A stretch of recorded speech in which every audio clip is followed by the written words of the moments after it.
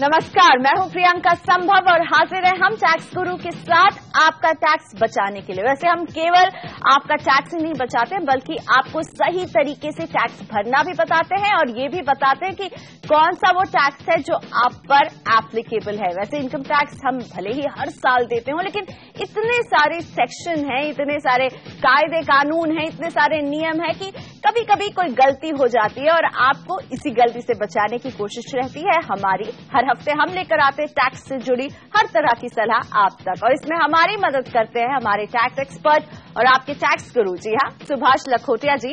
और लखोटिया जी के लिए मैं हमेशा यही कहती हूँ कि टैक्स से जुड़ा शायद ही कोई ऐसा सवाल होगा जिसका जवाब हमारे टैक्स गुरु के पिटारे में नहीं होगा। तो पाइए सभी सवालों के जवाब, लेकिन उससे पहले आज किन टॉपिक्स पर रहेगी हमारी खास नजर, जानेंगे क्या है सेक्शन 197 और कैसे इसके तहत आईटी विभाग से आप कम टीडीएस काटने का सर्टिफिकेट ले सकते हैं। तो बचाइए टैक्स हमारे साथ रह के पता करेंगे टैक्स गुरु से कि रिफंड नहीं मिला है तो क्या करें आप, कौन से कदम उठाएं ताकि रिफंड आप तक जल्द से जल्द पहुंचे, और शादीशुदा बेटी के पीपीएफ खाते में निवेश पर क्या पिता को टैक्स छूट मिलेगी या नहीं। तो आपके सवाल भी हैं जिनके जवाब देंगे, लेकिन शुरुआत करते हैं फायदे की बात से। टीडीएस की दर चाहे कुछ भी हो, लेकिन फिर भी इनकम टैक्स डिपार्टमेंट के पास ऐसे पावर होते हैं कि वो कम रेट पर टीडीएस काटने की अनुमति दे सकता है। तो लखोटिया जी इसके बारे में बताया था कि कम रेट में टैक्स कटे, थोड़ा सा टैक्स को लेकर हमें राहत दीजिए। बिल्कुल राहत मिलेगी। हमारे लाखों करोड़ों दर्शक आज ये पहली बार सुनेंगे शायद कि ऐसा कोई सर्टिफिकेट होता है जिससे टीडीएस कम रेट पे कटेगा। जब सर्टिफिकेट की बात करते हैं ना हम, तो हमें तो याद आज के 20-40 साल पहले की बात याद आ जाती है। केवल एक ही सर्टिफिकेट जानते थे, कैरेक्टर सर्टिफिकेट, स्कूल से जो मिलता था वही सबसे बड़ी चीज थी। पर दोस्तों आज जो टैक्स पेयर्स हैं, अगर वो चाहते हैं कि उनका टीडीएस कम कटे गारंटेड रूप से, तो वे आयकर अधिकारी के पास संपर्क करके और बतलाएं आयकर अधिकारी को कि धारा 197 के तहत अगर आप एप्लीकेशन दे दे आयकर अधिकारी को, तो आयकर अधिकारी कम रेट पर टीडीएस काटने की अनुमति दे सकता है। और हाँ, कम ही नहीं, जीरो भी दे सकता है। हो सकता है आपके प्रावधान या कंप्यूटेशन ऐसा हो कि टैक्स लगे ही नहीं, तो उस बारे में भी सर्टिफिकेट दे सकता है और टीडीएस कटेगा बिल्कुल जीरो। और इस बारे में सारे ढेर सारे जो नियम है वो लिखे हुए हैं रूल 28AA। पर सबसे इंपॉर्टेंट बात एक है और वो है फॉर्म नंबर 13 भरकर, अनलकी 13 हो सकता है पर आपके लिए लकी होगा ये लकी 13 सर्टिफिकेट एप्लीकेशन, उसमें भर के दे दे आयकर अधिकारी को। फिर आप देखेंगे कि आपका टीडीएस कम रेट में देने के लिए सर्टिफिकेट दे देंगे आयकर अधिकारी। पर एक बात ये भी ध्यान रख लीजिए, ये सर्टिफिकेट आपके हाथ में नहीं मिलेगा। डायरेक्टली जो ऑर्गेनाइजेशन कम रेट पे टीडीएस काटेगी उसके पास जाएगा सर्टिफिकेट, आपके पास कॉपी आएगी। पर दो चार छोटी छोटी चीजें ध्यान भी रखनी है। Tax payable on estimated income कितना है वो आप भरिए इस फॉर्म में। Second important point, tax payable on assessed या रिटर्न इनकम पिछले 3 साल की डिटेल दे दीजिए। Existing liability of income tax, wealth tax क्या बाकी है नहीं है, देव डिटेल। और नेक्स्ट है advance tax payment, current year के लिए कितना दे दिया आपने, बतलाओ भैया। और tax deducted at source from for this year, जितना टीडीएस अब तक कट गया वो सारा डिटेल दे दो। ये सारी डिटेल आप दे देंगे और आयकर अधिकारी संतुष्ट हो जाएगा कि टैक्स कम रेट पे कटना चाहिए या बिल्कुल नहीं कटना चाहिए, तो love letter in the form of a beautiful certificate आपको दे देंगे। चलिए अब सीधा रुक करते हैं सवालों का, क्योंकि हमारे साथ पुणे से जीटी उपाध्याय जी जुड़ चुके हैं। उपाध्याय जी नमस्ते, बताइए क्या जानना चाहते हैं आज आप लखोटिया जी से। जी, मैं आपसे जानना चाहता हूँ कि मैं एक रिटायर्ड गवर्नमेंट ऑफिसर हूँ, मैं पेंशनर हूँ। अच्छा जी। और मुझे अपनी मैरिड डॉटर के पीपीएफ अकाउंट में मैं हर महीने पैसा जमा करता हूँ, जो कि इंडिपेंडेंट है। ठीक है, बहुत बढ़िया। मैं आपसे जानना चाहता हूँ कि क्या मुझे मेरे इनकम टैक्स रिटर्न में अंडर 80C इस अमाउंट की छूट मिल सकती है? बिल्कुल मिल सकती है, मिलेगी, मिलती रहेगी। अर्थात तकलीफ तो यह, शायद आपको यही लग रहा है बेटी है, शादी भी हो गई, दूसरे घर में पराये घर में चली गई, तो उसका कंट्रीब्यूशन मैं दूं तो मुझे छूट मिलेगी या नहीं मिलेगी? बिल्कुल मिलेगी आपको। और ये भी बता दें, ये इश्यू इतना क्लियर कट सेटल्ड हो गया है कि सीबीडीटी ने, central board of direct taxes ने काफी वर्ष पहले इस बारे में अफर्मेटिव आंसर दिया, yes you will get the benefit. तो आप ले बेनिफिट, बेटी भी खुश, आप भी खुश, टैक्स की भी बचत। चलिए, तो उपाध्याय जी के लिए तो अच्छी खबर लेकर आए हैं लखोटिया जी। और अब इंदु निगम जी का सवाल शामिल करेंगे। इंदु जी ने असेसमेंट ईयर 2013-14, असेसमेंट ईयर 13-12 और असेसमेंट ईयर 12-11 के लिए पेपर रिटर्न भरा था। 3 सालों में उनका 18,000 का रिफंड बनता है, लेकिन उन्हें अब तक कोई भी पैसा नहीं मिला है। इंदु ने आईटी डिपार्टमेंट की वेबसाइट पर भी चेक किया, जहां लिखा है कि रिटर्न अभी प्रोसेस नहीं हुआ है। हालांकि असेसमेंट ईयर 14-15 के लिए उन्हें ऑनलाइन रिटर्न भरा था और इसके लिए उन्हें रिफंड का इंटीमेशन भी आ गया है। अब इंदु जानना चाहती कि वो जो पुराने साल हैं जिनके रिफंड का ये लंबा इंतजार कर रही है, क्या करें? इंदु जी, पहले एक तो आप बात समझ लीजिए आपके एग्जाम्पल से, और वो ये है कि ऑनलाइन रिटर्न भरेंगे, रिफंड जल्दी आएगा। पर आपको 14-15 का रिफंड तो आ गया, प्रोसेस हो गया, और पिछले 3 साल का 18,000 रुपए तक का रिफंड अभी तक नहीं मिला। घबराइए मत, डरिए मत कि डूब गया, डूबा कुछ नहीं है। आप अपने आयकर अधिकारी को पत्र लिख दें, पिछले 3 वर्षों की इनकम टैक्स रिटर्न फाइलिंग की रिसीट की कॉपी लगा दें, जिसमें सारी बात लिखी हुई है कितना रिफंड है, फिर आपको रिफंड जरूर मिल जाएगा। पर आने वाले वर्षों में हमेशा जहां तक हो सके ऑनलाइन रिटर्न भरिए, रिफंड जल्दी पाइए। और इसी के साथ लेते हैं एक ब्रेक। ब्रेक के बाद जानेंगे कि क्या एक दूसरे से प्रॉपर्टी एक्सचेंज कर लेने से कैपिटल गेन टैक्स की देनदारी से बचा जा सकता है। आगे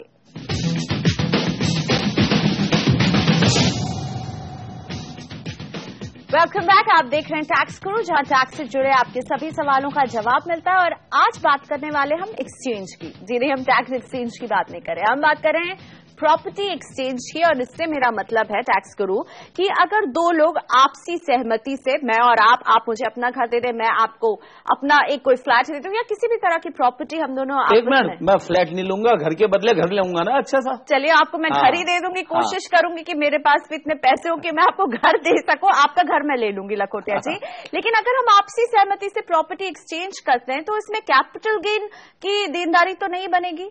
ऐसा जनरली लोग सोचते हैं, कैपिटल गेन जब प्रॉपर्टी बेचो लगता है कैपिटल गेन। हमने तो एक्सचेंज कर लिया। समझ लो एक व्यक्ति का 1000 गज की कोठी है चंडीगढ़ में और हमारी कोठी 300 गज की है समझ लो दिल्ली में, और आपस में दोनों मिलके देखते हैं कि करीब करीब बराबर हमारे दोनों की वैल्यू है। तो भाई साहब, चंडीगढ़ वाले भाई साहब बोलते हैं कि मैं आपका दिल्ली का घर ले लूंगा, आपको पीसफुल जगह चाहिए, आप चंडीगढ़ आ जाइए। इसे बोलते हैं एक्सचेंज ऑफ प्रॉपर्टी। सवाल अब यह है, क्या एक्सचेंज ऑफ प्रॉपर्टी होने पे कैपिटल गेन्स टैक्स की लायबिलिटी आएगी या नहीं आएगी? अपैरेंटली नहीं आना चाहिए, क्योंकि बेचा कहा मैंने। पर दोस्तों ध्यान रखिए, जब ऐसे कभी डाउट आवे तो आयकर की धारा 45/1 पढ़ लो कैपिटल गेन्स के बारे में। कैपिटल गेन्स कब लगता है? सेल, एक्सचेंज, ट्रांसफर, इनमें से कोई भी चीज हो तो कैपिटल गेन्स टैक्स लग जाएगा। इसलिए अगर आपने एक्सचेंज की प्रॉपर्टी तो भी कैपिटल गेन्स टैक्स लगेगा। पर हां, एक फायदे की बात, अगर दोनों ही जगह बेचने वाले लोग, एक्सचेंज करने वाले लोगों की प्रॉपर्टी रेसिडेंशियल प्रॉपर्टी केवल है, तब तो टैक्स बच जाएगा, क्योंकि जो आपने एक्सचेंज की वो भी तो रेसिडेंशियल प्रॉपर्टी ही है। परंतु अगर जमीन पे जमीन बदलें, खरीदें तो कैपिटल गेन्स लग जाएगा। या आप कॉमर्शियल प्रॉपर्टी चंडीगढ़ की, दिल्ली की कॉमर्शियल प्रॉपर्टी, गाजियाबाद, नोएडा आदि की कॉमर्शियल प्रॉपर्टी से एक्सचेंज करें तो कैपिटल गेन लग जाएगा। इसलिए हमेशा कैपिटल गेन को देखते हुए जब कभी भी एक्सचेंज करें, देख लें, कैलकुलेशन कर लें कि टैक्स लगेगा या नहीं लगेगा। पर्टिकुलरली एक बात तो ध्यान हमेशा ही रख लें, अगर रेसिडेंशियल रहने का मकान, बंगला आदि है तो नहीं लगेगा आपको ज्यादातर केस। तो चलिए, यानी साफ है कि लखोटिया जी कह रहे हैं कि कैपिटल गेन से जुड़े जो भी टैक्स के नियम है, जब आप कुछ प्रॉपर्टी एक्सचेंज करते हैं तो उसे जरूर रिवाइज कीजिए। और कुछ समझ में नहीं आ रहा है तो टैक्स गुरु को लिखिए, टैक्स गुरु आपको क्लैरिटी से समझाएंगे और इस गलती से आपको बचा सकते हैं। और अब रायपुर से प्रदीप रेखावर जी हमारे साथ जुड़ रहे हैं अपने सवाल के साथ। प्रदीप जी नमस्ते, स्वागत है आपका टैक्स गुरु में। बताइए क्या जानना चाहते हैं आप? हाँ नमस्कार लखोटिया जी। नमस्ते जी, नमस्ते जी, बोलो जी प्रदीप हाँ, जी। जॉब के सिलसिले में मैंने बाहर कुछ वर्ष सर्विस की है, NRI के रूप में। अच्छा, तो उस समय सारे पैसे NRI अकाउंट में जमा होते थे। तो मैंने फिक्स डिपॉजिट निकाला है, कुछ 1.5 साल का रहा हो सकता था।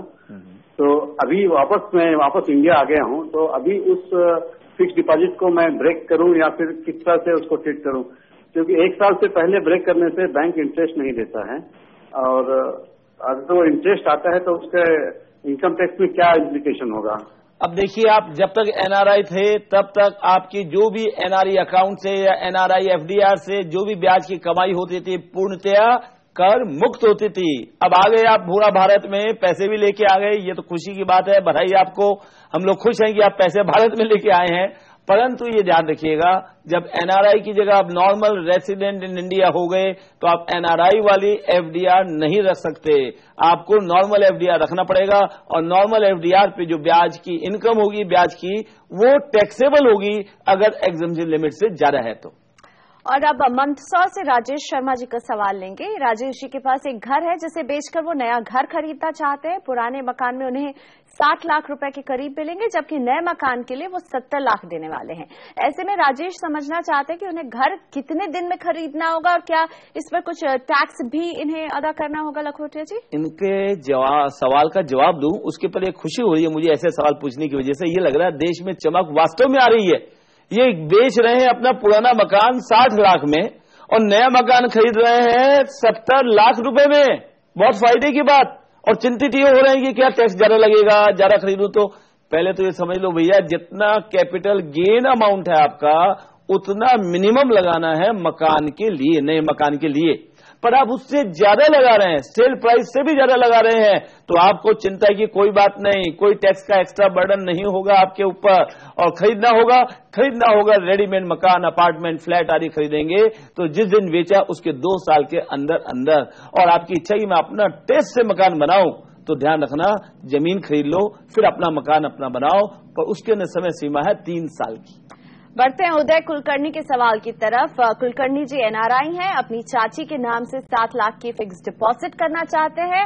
उदय की चाची वरिष्ठ नागरिक हैं। उदय जानना चाहते हैं कि वो इस निवेश पर टैक्स कैसे बचा सकते हैं। क्या उन्हें ये रकम अपनी चाची को गिफ्ट करनी होगी या सीधा सीधा FD ही करें? भैया एक देखो ना, आप चाहते क्या हो, गिफ्ट करना या टैक्स बचाना? अगर आपका एम है कि नहीं टैक्स बचाना मेरा एक सिंगल उद्देश्य, तो ऐसे में आप अपनी चाची को अमाउंट गिफ्ट कर दो। ताकि गिफ्ट अमाउंट चाची को कर देने से जो भी इनकम होगी चाची की कहलाएगी, और चाची है सीनियर सिटीजन तो टैक्स की छूट उन्हें मिलेगी ज्यादा। स्वरूप दास जी का सवाल शामिल करेंगे। स्वरूप सरकारी कर्मचारी हैं, चूंकि उनकी सालाना इनकम 2.5 लाख से कम है इसलिए उन्होंने अब तक रिटर्न नहीं भरा है। पिछले 2 साल से उनका विभाग उन्हें फॉर्म 16 भी दे रहा है। हाल ही में स्वरूप जी ने लॉटरी में बड़ी रकम जीती है और जानना चाहते हैं कि क्या उन्हें अपने DDO को इसके बारे में जानकारी देनी चाहिए। साथ ही स्वरूप ये भी पूछ रहे हैं कि क्या उन्हें मई 2015 में रिटर्न भरना होगा। स्वरूप जी बिल्कुल सही बात है। पहले तो आपको बधाई कि आपको लॉटरी में बहुत मोटा पैसा मिला है, संभाल के रखिएगा। अब बात है कि इनकम टैक्स की बात, आयकर अधिकारी या पहले ले लीजिए आपके ऑफिस को, DDO को, अपने ऑफिस में DDO को इंफॉर्मेशन देने की जरूरत नहीं है कि मेरा लॉटरी इनकम से बहुत सारी इनकम हुई है, टैक्स काट लिया। जरूरत नहीं है आपके ऑफिस को आप बतलाएं, नहीं बतलाएंगे तो चलेगा। पर मेरे ख्याल से आप शायद पार्टी होस्ट करने से डर रहे हैं, इसीलिए नहीं बताना चाहते हैं ना, नहीं तो खुशी की बात है ये।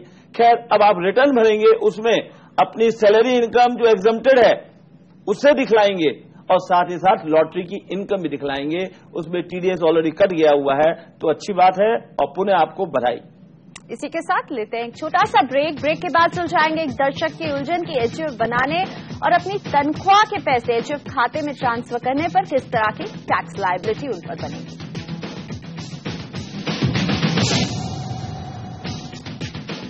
Welcome back. आप देख रहे हैं टैक्स गुरु, जहां हमारी कोशिश होती है कि हम आपका टैक्स बचा सके, टैक्स से जुड़े आपके सभी उलझन को दूर कर सके। लखोटिया जी, एक शिकायत लोग कर रहे हैं। लोगों का कहना है कि उन्होंने होम लोन ले लिया, घर ले लिया, लेकिन उन्हें लोन के ब्याज पर छूट नहीं मिल रही। कई दर्शक लिख रहे हैं कि हमें ब्याज पर छूट नहीं मिल रही है। तो क्या वजह हो सकती है कि आपको होम लोन के ब्याज पर छूट ना मिले? ऐसा तो मुमकिन नहीं है, क्योंकि सरकार ने तो होम लोन के लिए ब्याज जो भुगतान कर रहे हैं उसकी राशि को 1.5 लाख रुपए से 2 लाख रुपए का डिडक्शन कर दिया इस वर्ष से। और किसी का बहुत पुराना लोन चल रहा है या मकान बहुत पुराना बना हुआ है, उसकी रिपेयरिंग के लिए भी लोन लेवे तो भी 30,000 रुपए ब्याज की छूट मिलती है। अब आप कह रहे हैं कि ऐसा कैसे हो सकता है कि कोई लोन लेवे और मकान के लिए और ब्याज की छूट नहीं मिले? ऐसा तो मुमकिन नहीं है। पर हां, कुछ सर्कमस्टेंसेज ऐसे हैं जब ये हो सकता है कि मैं लोन लेऊं मकान के लिए, चाहे बैंक से लेऊं, दोस्त से लेऊं, रिश्तेदार से लेऊं, किसी से भी लोन लेऊं, पर लोन जेन्युइन है और ब्याज का भुगतान कर रहा हूं, चेक से दे रहा हूं, बिल्कुल पक्का सबूत है, फिर भी मुझे छूट नहीं मिलेगी आयकर कानून में। जी हां दोस्तों, ये ऐसी अवस्था में हो सकता है जब आप अगर लेवे लोन, किसके लिए? मकान के लिए लोन नहीं लें, पर मकान को गिरवी रख कर उसके अगेंस्ट में लोन लेवे, मकान खरीदने के लिए नहीं पर अन्य कार्य के लिए। कहने का मतलब है, मान लीजिए आपके पास पैसे हैं, आपने मकान खरीद लिया, नया मकान खरीद लिया, लोन वोन कोई जरूरत नहीं है, 2-4 साल बाद बेटी की शादी आ गई, अब चाहिए आपको लोन, इस मकान को मैं गिरवी रख के बैंक से लोन ले लेता हूं और उस ब्याज की छूट क्लेम करता हूं, तो वो छूट मुझे नहीं मिलेगी। इसका मैंने का मतलब सीधा साधा एक ही है कि जब लोन हो, लोन का और ब्याज का कनेक्शन होना चाहिए। अगर कनेक्शन नहीं होगा तो छूट नहीं मिलेगी। अर्थात जो बैंक से या अन्य जगह से लोन ले रहे हैं वो केवल मकान के काम में आना चाहिए, मकान को गिरवी लेके रख के अन्य काम के लिए, बिजनेस आदि के लिए लोन नहीं लेना चाहिए। चलिए, तो इस बात का ख्याल जरूर रखें और लखोटिया जी से शिकायत इस तरह की ना पहुंचाए, नाराज हो जाएंगे लखोटिया जी। लेकिन अब सवालों का सिलसिला आगे बढ़ाएंगे। मुंबई से राम गोयल का ईमेल लेते हैं। राम की सैलरी से इनकम है और वो जानना चाहते हैं कि अपना एचयूएफ कैसे बनाएं और अपनी सैलरी से एचयूएफ में पैसे जमा कर सकते हैं। वाह भाई वाह, सैलरी और सैलरी में से एचयूएफ को पैसा दे दूं ताकि एचयूएफ की फाइल बन जाए, क्या अच्छा आइडिया है। पर ध्यान रखना भैया, एचयूएफ को हम रेकमेंड करेंगे कभी भी अपनी सैलरी या अपने पैसे नहीं दें, क्योंकि अगर आप अपने पैसे देंगे कोई प्रॉब्लम नहीं है, गिफ्ट टैक्स आदि कुछ नहीं लगेगा, परंतु उससे होने वाली इनकम आपकी इनकम में जुड़ जाएगी, तो आपका पर्पस इफेक्टिव टैक्स प्लानिंग का अचीव नहीं हो पाएगा। बेहतर यही है किसी दोस्त से, रिश्तेदार से, अन्य किसी व्यक्ति से गिफ्ट आदि के प्रावधान लेकर आप अपनी एचयूएफ फाइल को बनाएं और अपने पैसे अर्थात मेंबर्स ऑफ द एचयूएफ आपस में पैसे नहीं डालें, नहीं गिफ्ट दें अपनी एचयूएफ को। और अब दूर करते हैं मैनी जी की परेशानी। सीनियर सिटीजन है मैनी जी। फाइनेंशियल ईयर 2014-15 में बैंक ब्याज से 56,000 के करीब और शेयर के शॉर्ट टर्म कैपिटल गेन से 2,37,000 के करीब इनकम हुई है। सैनी जी जानना चाहते हैं कि बतौर सीनियर सिटीजन उन्हें कितना टैक्स चुकाना होगा इस सब पर। कितना चुकाना चाहते हो भैया? कुछ नहीं चाहते तो मत चुकाओ, बड़ी अच्छी बात है। जो सीनियर सिटीजन है उनके लिए तो सब इनकम मिला के 3 लाख रुपए तक की इनकम हो, टैक्स बिग जीरो। इसलिए आप मस्त रहिए और ऐसे सवाल मेहरबानी करके मत पूछिए, अन्यथा वित्त मंत्री जी सोचेंगे अच्छा ऐसे में भी टैक्स चुकाने को थोड़ा तो तैयार है आदमी, तो लगाओ अगले साल थोड़ा टैक्स ऐसे व्यक्तियों पे। सीधी सीधी बात, सीनियर सिटीजन हम, 3 लाख तक हमारी इनकम, टैक्स बिग जीरो। चलिए, तो मैनी साहब आप सीनियर सिटीजन है और इसी का फायदा आपको मिल रहा है कि आपके लिए टैक्स है बिग जीरो। मनीषा उत्तम सूर्यवंशी की फाइनेंशियल ईयर 2013-14 में कुल इनकम 1.5 लाख रुपए थी। शेयर मार्केट से 10,000 रुपए शॉर्ट टर्म कैपिटल गेन था। मनीषा हाउसवाइफ है और उन्होंने रिटर्न नहीं भरा है और इसलिए समझना चाहती हैं कि क्या उन्हें रिटर्न भरना जरूरी है और उन्होंने जो रिटर्न नहीं भरा है क्या गलती की है? कोई गलती नहीं की। मेरी इनकम एग्जम्पशन लिमिट से कम है, ग्रॉस इनकम, तब तक मैं रिटर्न नहीं भरूं तो कोई तकलीफ नहीं है, न कोई पेनल्टी लगेगी, न कोई टैक्स लगेगा, कोई नहीं, कोई चिंता नहीं है। और पीलीभीत से ए.के. जौहरी जी का सवाल लेंगे। जौहरी जी की एक प्रॉपर्टी है जिस पर उन्हें 10 लाख का फायदा मिल रहा है। जौहरी जी ने 40 लाख में प्रॉपर्टी खरीदी थी और कॉस्ट इन्फ्लेशन इंडेक्स का फायदा लेने के बाद प्रॉपर्टी की कीमत 50 लाख रुपए बन रही है। जौहरी जी 10 लाख रुपए नई प्रॉपर्टी में निवेश करने वाले हैं और जानना चाहते हैं कि उनकी कैपिटल गेन टैक्स की देनदारी कैसे बनेगी। बिल्कुल नहीं बनेगी। क्योंकि हमने जो प्रॉपर्टी खरीदी थी उसका इन्फ्लेशन इंडेक्स आके जो अमाउंट आ गया और जितने में बेच रहे हैं डिफरेंस 10 लाख रुपए है और 10 लाख रुपए की ही केवल हम नई प्रॉपर्टी खरीद रहे हैं, तो हमारे पे टैक्स की लायबिलिटी बिल्कुल शून्य होगी। और ये आखिरी सवाल भिलाई से आशीष अग्रवाल जी का है। आशीष को सालाना फिक्स डिपॉजिट का ब्याज 6,000 रुपए मिलता है। उन्होंने पीपीएफ में भी निवेश किया है। आशीष को किसी ने बताया कि सभी पैन कार्ड रखने वालों को इनकम टैक्स भरना चाहिए। आशीष अभी इंजीनियरिंग की पढ़ाई कर रहे हैं, तो क्या इन्हें भी इनकम टैक्स देना होगा? बिल्कुल नहीं भैया, पढ़ाई अच्छे से करो, चिंता फिक्र मत करो पढ़ाई के समय, क्योंकि केवल पैन कार्ड है, केवल उसकी वजह से रिटर्न भरना पड़ेगा। ऐसा प्रावधान कोई 10-12 साल पहले था, अब नहीं है, इसलिए चिंता मत करो, बढ़िया पढ़ाई करो। चलिए, धन्यवाद लखोटिया जी इतने सारे टैक्स पेयर्स की चिंता को दूर करने के लिए। आज के लिए तो इतना ही, लेकिन आप टैक्स से जुड़े अपने सवाल हमें एसएमएस के जरिए भेज सकते हैं। टीजी लिखकर स्पेस दीजिए, अपना सवाल और नाम लिखकर 51818 पर इसे आप भेज दीजिए। आप हमें ईमेल कर सकते हैं tax@moneycontrol.com पर। साथ ही में ये पता जो आपकी स्क्रीन पर दिख रहा है, इस पर भी भेज सकते हैं अपने सवाल के साथ अपना नाम और फोन नंबर भी हमें जरूर भेजें। तो टैक्स गुरु में आज हमें ये इजाजत दीजिए। अगले हफ्ते हम फिर हाजिर रहेंगे आपके लिए टैक्स को आसान बनाने के लिए। नमस्कार।